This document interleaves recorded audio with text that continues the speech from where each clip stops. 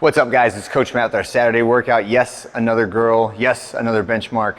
This one is Angie, so it's a very different time domain from yesterday, very different load profile from yesterday. This is reps, this is a chipper, and let's begin with the warm-up. So start with a 400-meter jog, and then I want you to get 2 rounds through these warm-up exercises. Monkey hang plus 3 hip taps. So we'll do this if I was hanging with my feet off the ground.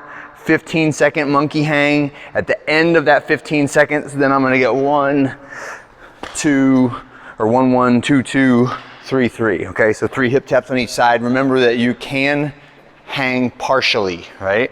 So you can put a lot of weight on your hands without getting your feet off the ground and still get a grip, shoulder, and core benefit out of that without having your feet have to dangle off the ground. Spanish squats are next. This is a wonderful quad and patella tendon warm up and rehab movement. So I'm gonna step through the band on one side, put it around the back side of my knee, and then at about knee height, I'm wrapping the band around the rig and I'm stepping my other leg through, okay? So that's how I got my leg set up. And then I'm gonna go way back until I feel like that band is gonna pull my feet out from underneath me. And as upright of a torso as I can, I'm sitting for 30 seconds. I'm trying to get vertical shins, trying to get horizontal thighs, and trying to sit back as much as I can.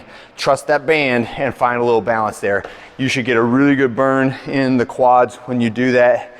You should feel that isometric tension on the patella tendon when you do that. Next, you can take that same band and go up a little higher, and we'll do banded bully stretch. Banded bully stretch is for the pec minor. Okay, so I've got it way deep in my shoulder pocket. I'm turning away from where the band is mounted, hand behind my back, leaning out and letting that band shrug my shoulder blade back and towards the center, okay? And that's where we'll get that deep stretch in the middle of the armpit. It's your pec minor, and that will help us to loosen up and get our shoulder blades positioned better for all the pulling and pushing that we're gonna do today in the workout. After that, each round, do a few practice reps of pull-ups, push-ups progressively, okay? So the way this workout works, 3, 2, 1, go, and we're gonna get 100 reps of each of those different exercises in order. So this one, you are not allowed to partition it. It is obviously within reason, right? If you're gonna do it RX, it has to be 100 pull-ups, then move on to 100 push-ups, then move on to 100 sit-ups, then move on to 100 squats, okay?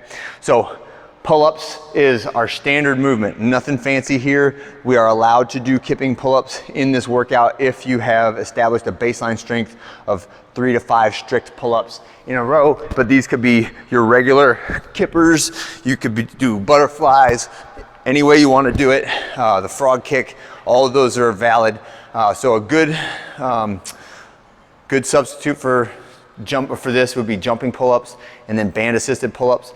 And if you're on the fence on this of like, I can do some unassisted pull-ups, but definitely not 100, then what we'd like to see is you set up multiple resistance levels, right? So let's say I could do, pick a number, 20 unassisted pull-ups, and it takes me 3 sets of 4 or 3 sets of 7, 7, and 6 to get 20 reps, right?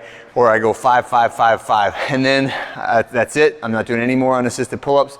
I get my band out, I have the pins in the rig, and I do band assisted pull-ups for the rest of the other 80 that I was gonna do there, okay? So don't be afraid to set up multiple levels. If you need help assigning which ones is correct for you, make sure you talk to the coach about it. All right, after 100 pull-ups, then we move to 100 squats. I'm sorry, 100 push-ups. What am I thinking?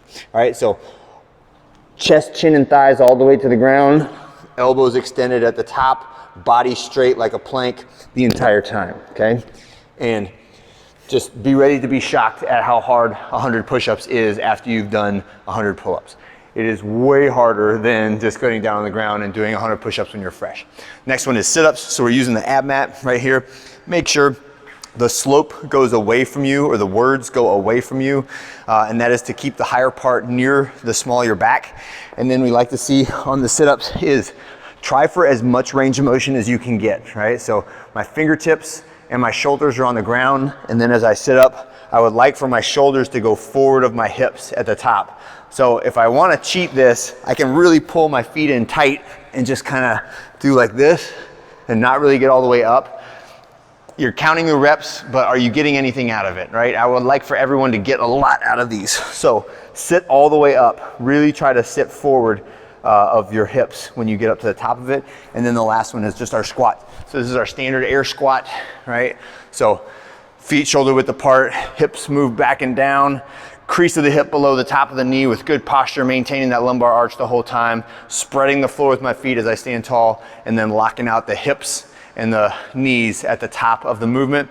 This is another one where, just like yesterday on Grace, we get on you about locking out and coming down too fast from the top. Same thing on the squats here. A lot of times as you're going fast, we'll do like a 80% of a squat. I won't really lock it out. So make sure every rep, squeeze the butt, lock out the hips, get the shoulders in line with the hips and the knees and the ankles at the top of every rep of the squat. You will get more out of it. It will be a better workout, even if it's not quite as fast as if you cheat the rep range of motion a little bit, okay? All right, so rep integrity, feel good doing it. Don't hesitate to assign multiple stations and have a good time. All right, see you guys on Monday.